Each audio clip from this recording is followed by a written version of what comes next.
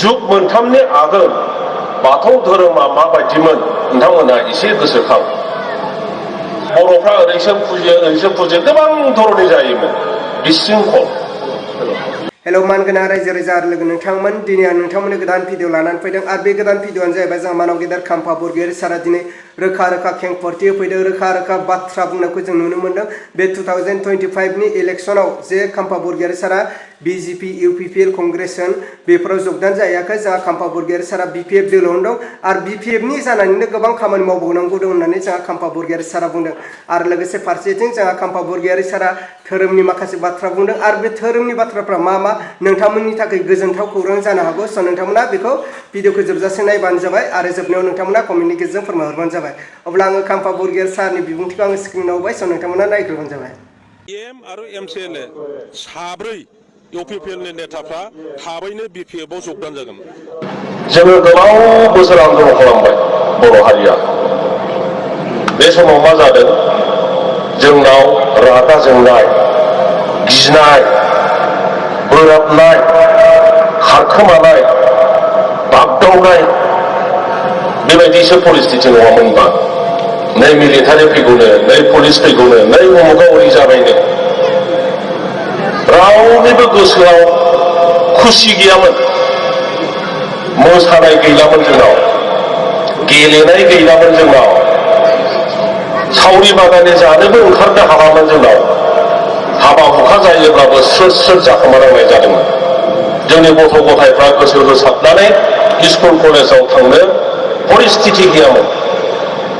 दा बेफोरनि थाखाय मा जादों, जोंनि बर'फोरनि महर मोखां अरहि अरहा, मिनिनो रोङै, मेगन जाखर जाखर बेबायदि अबस्था जादों।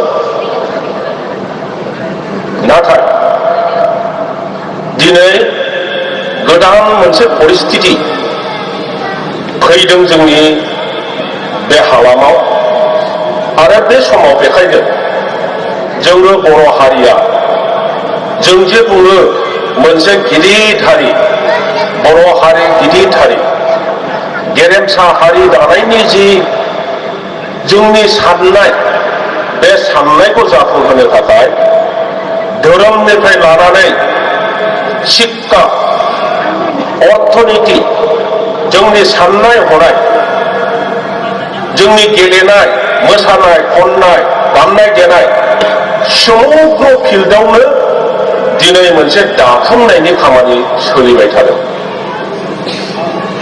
30 बोसोर आगोल 10 बोसोरखौ मोनसे जुग होननानै बुङो।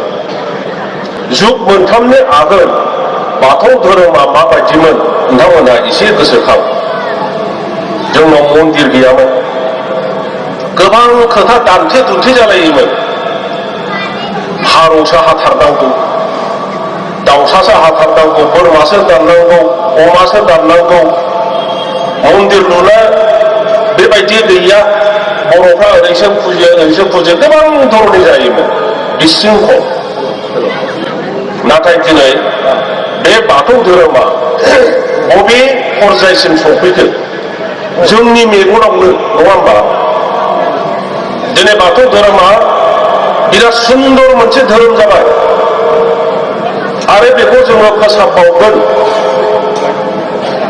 जोंनाव मोनसे लिरनाय बिजाब गैयामोन धोरोमनि सायाव। गुबुन धोरोमफोरना जेरैहाय ख्रिस्टानफोरना बाइबेल दङ, जेरै हिन्दुफोरना रामायण, महाभारत, भागवत, गीता बायदिसिना दङ। जों दा बाथौफोरनाव बे रोखोम लिरनाय लेखा गैयैलाय जोंनि आलासिया फैबाय हनै धनन्जय बसुमतारी EM, बयबो खेबसे आफा खबनानै होयो। बे लिरनाय गैयैनि खारनाव जोंनि चिराङाव फुजिनाया आलादा, हौरै दुधनैथिं फुजिनाया आलादा, बबेबा उदालगुरिना आलादा बेबायदि जायोमोन। नाथाय दिनै जोंनि गेजेराव जोबोद गियानि सानसुमैफोर फैबाय। बिथांमोनहा मोनफा मोनफा बिजाब लिरबाय। गथ' जन्म जायोब्ला मा खालामनांगौ, मानसि थैयोब्ला मा खालामनांगौ बर' समाज हिसाबै। नाथाय